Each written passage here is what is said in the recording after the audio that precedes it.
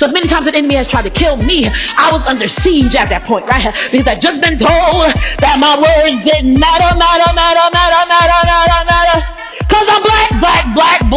I'm black. I'm so black. I will never go anywhere in the church, nor will I do anything for women's fellowship. Nor, here's the thing, even new people, and this got me. This is what really took me down. New people coming in church would see me and turn around and walk in the opposite direction. Because I'm so black. Okay. Thanks. He didn't say it. He knew it, but he found I told him about a little bit of it. He don't know all of it. I can't. I feel sorry for the person. If I tell him I feel sorry for the person, because I be trying to run and get away. He don't play. My pastor don't play. So I'm making game of it, but I had just been told that, and so I felt like I was dying inside. And so as a result of that, when he sat down and looked at me and smiled and said that, I needed to hear it, and so I ate from it. Right, the people that said it to me, right, I was sitting in one of them. And so because of that, I was sitting surrounded. Right, we were in the presence, and then he didn't even realize it. Oh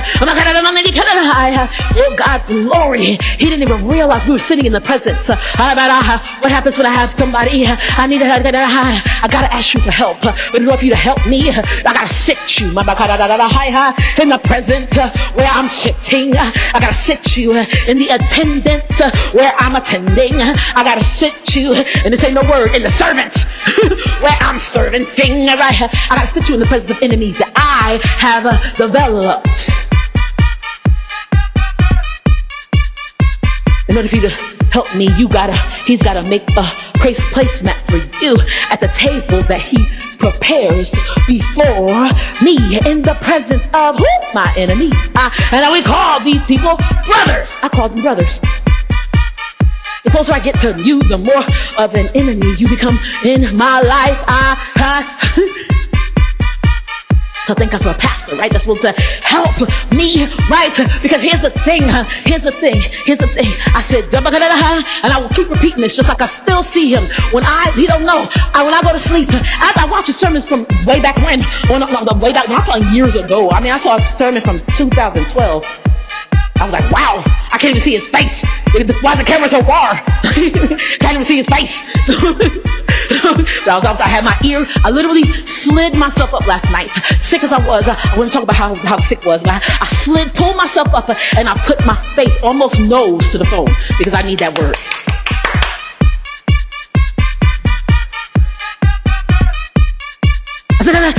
I need you, right? Thank God that he sent somebody, because I need you to sit at the table, prepared before me, in the presence of the people that I thought were friends, but now I call and see them as enemies. Hallelujah.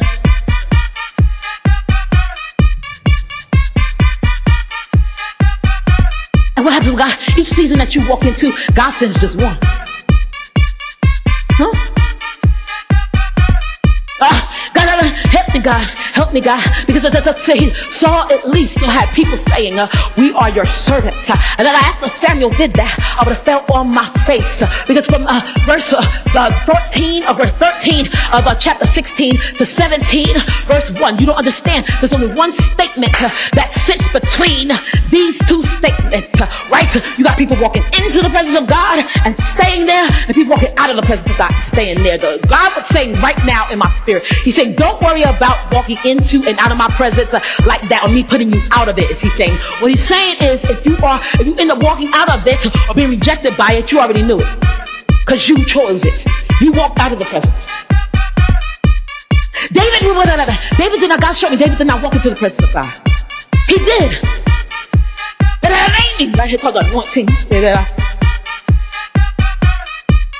I was already anointed. You just gave me oil to prove it. Remember this oil in the crude? I can't make no real cake with no imaginary oil. And I want to be anointed. I need proof that I got oil. I mean, the proof is, right, I can't make no cake unless you got oil. I don't care how much faith you got. If you want to make a cake, you need some real oil and not that crystal. I need some heavy oil. I need oil that I didn't get on no cruise. I don't need no crude oil. I need crude oil. I need crude oil. Something that's crude. Rude and crude. I need crude oil.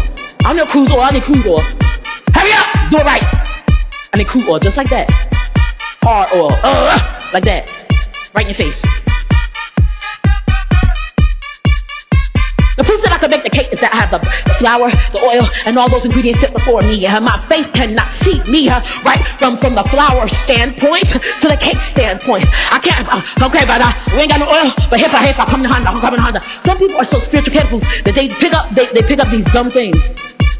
Okay, but we can believe God for the oil. Did you believe God for the Stop and Shop visit too? Because God ain't going to Stop and Shop for you. Let's just be honest. Faith applies to spiritual things, not physical, right? So apply your faith correctly and you will see the dividends come from it, right? Quickly, I apply my faith to everything. I just slather it over everything, slather it like butter, right? Just like that, right? Because I'm cool. Okay, God, I don't know what to, because I had people tell me that I was full of the devil, that super spiritual, knew too much word, talked about the word too much, talked about the Bible too much, and I had all of that nonsense spoken over me and to me. So I say, okay, I'm going to take my faith like oil and spread it over everything. And God, you just show me what to do with it. Because people got mouths, oh God, but they can't speak Matthew 17:20 over their lives. I don't want what I see in your life, but you got your lips wrapped around my situation, covering it with the stench of gossip.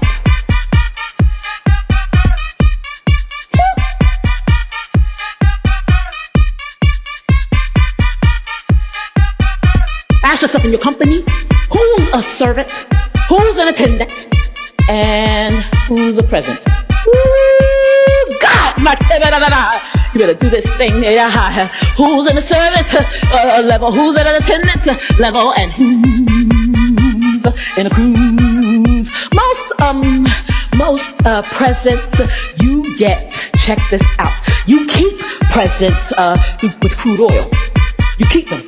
You don't give it thorns when you get up in the Bible. Ask Paul, take this thorn from me. No, take this thorn. No, take this thorn. Take it. You keep. I'm gonna get punched straight in the face when I get to heaven. Here's the thing. You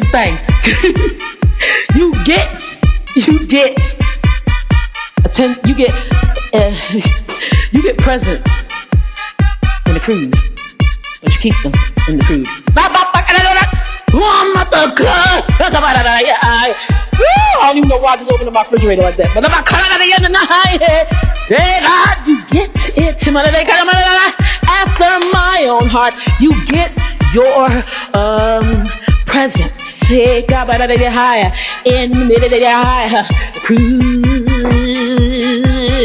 So you don't want to get rid of your oil in a cruise. Remember that from like 2 years ago? You get your oil in a cruise.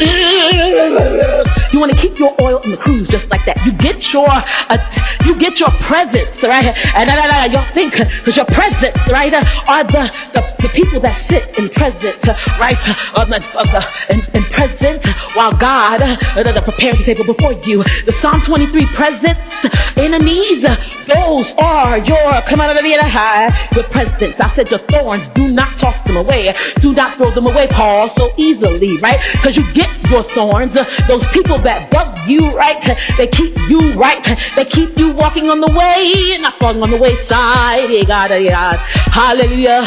I don't want to be on the wayside, the side of the wayside. Mark chapter 4, check it. If you are on the side of the way, the wayside right now, drop me, turn me off, and start praying and crying out to God, because the side of the way for the Laodiceans, and God don't like that, right? I would rather you be, he said, I worked, W-E-R-T, that you are hot or cold, because if you're lukewarm, I spew you out of my mouth. I spew you out of my mouth. And the only reference I can find biblically to spew, right, was Jonah when the whale spewed him onto the land, right? Everything that the whale had eaten is my contention. Some of it, right, pieces of it, fragments of it came up with Jonah. So you're going to get a spewing. A spew stinks. Do you like to smell your vomit? While he prepared the table before me, I'm eating, but he's spewing you out. But hallelujah, I'm taking in the eating form, but he's vomiting you out. Do you get the picture of it? So God said, but God said, don't. Paul. Preachers.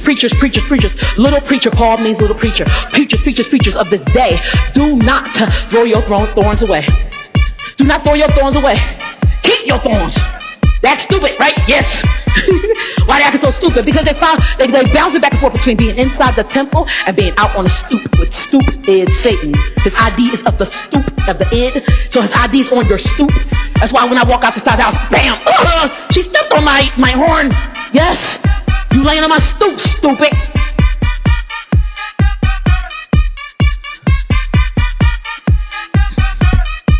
So they bounce back and forth, double-minded. They bounce back and forth between wanting to be out and partying, right? So they want to be outside, sitting on the steps, right? We sit on the steps. Turn on your lights, baby.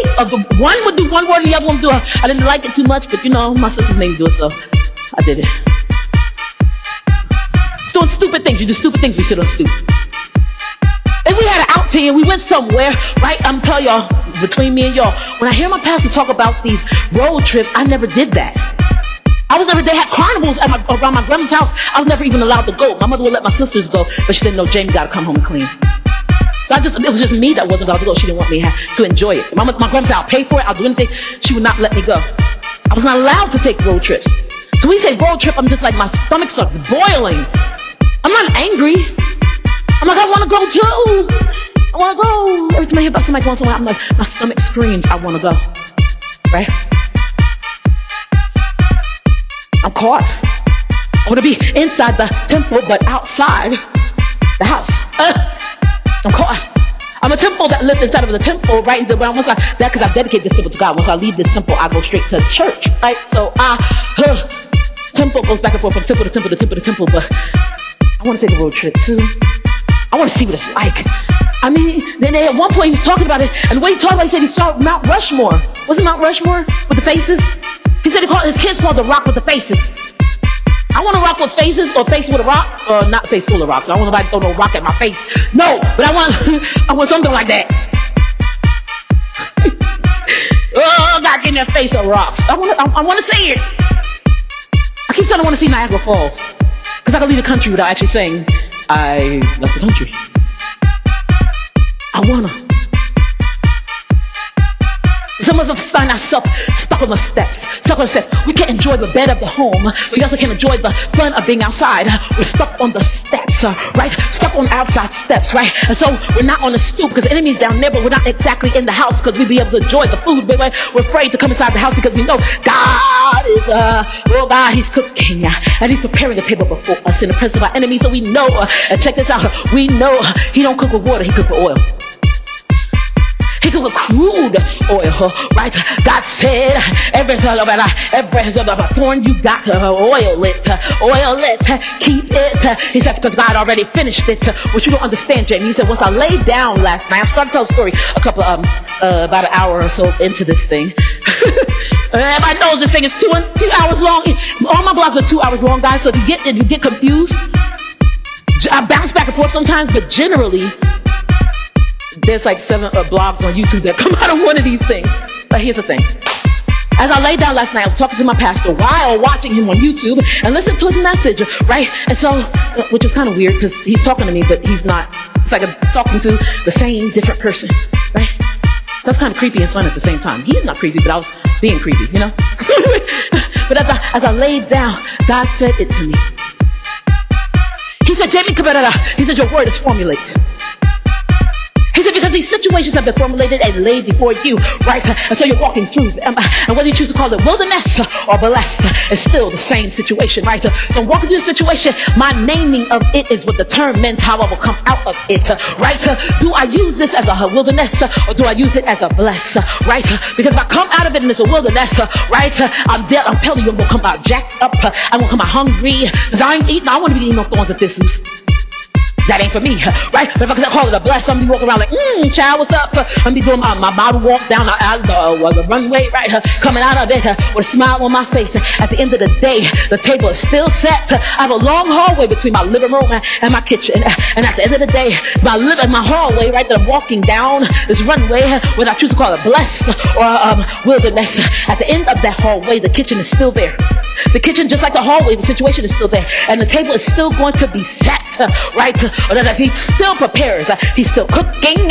You better smell what the rock is cooking. See, my pastor was talking about the rock faces. When I thought about it, I said, I want to go see the rock faces. But God said, smell what the rock, the solid rock.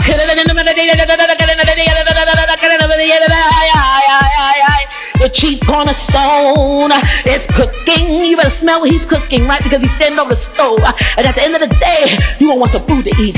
When you come out blessed or wilderness, you want some food to eat. Sit down at the table. Sit down at the table. Because here's the thing. He said, I'm coming back. In Revelation 22:17, and my reward is with me.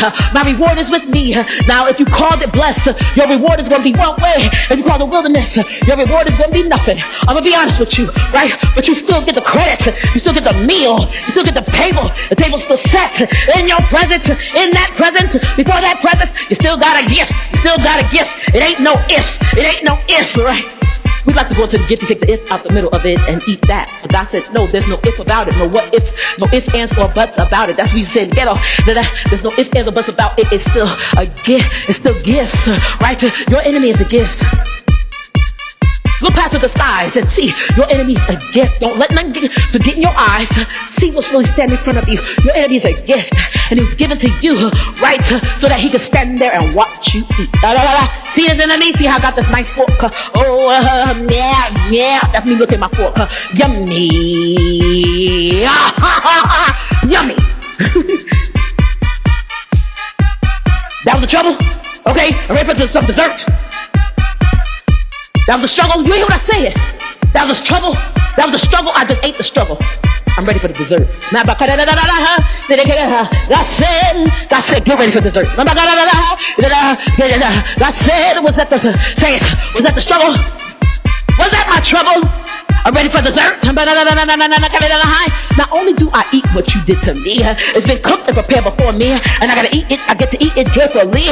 Nehemiah 8 said, the joy of the Lord is my strength. I get to eat it joyfully because God takes whatever in me, takes or puts before me, and he cooks it, right? Because nothing, Miss Carol said, nothing gets to me without passing through the master's hands, right? So if that's the case, God takes what the enemy puts in my way, and he cooks it, and he seasons it, and he salts it just right. So that won't become like Lot's wife and become a pillar of salt for looking back when I should be going forward. I should be looking unto the hills, and whence cometh my help. I should be looking unto him who is the author and the finisher of my faith. Oh God, looking unto the man that finished it and the man that said it is enough. He enoughed it and finished it. Look into all of that, watching this man cook before me in the presence of my enemies. Hallelujah. He prepares this table. You come eat.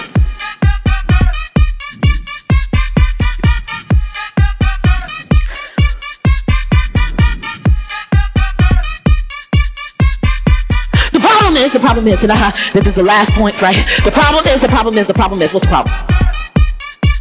I said, God, whew, thank you, Jesus. Thank you, Jesus. Because I said, I don't need a whole bunch of people. God, I want a dad. I want a pastor. I want a mentor. I want a therapist. And when things started dying in my life in the beginning of this year, I didn't realize what God was doing. I wanna, but he takes and he makes good out of it. I got everything I asked for and more.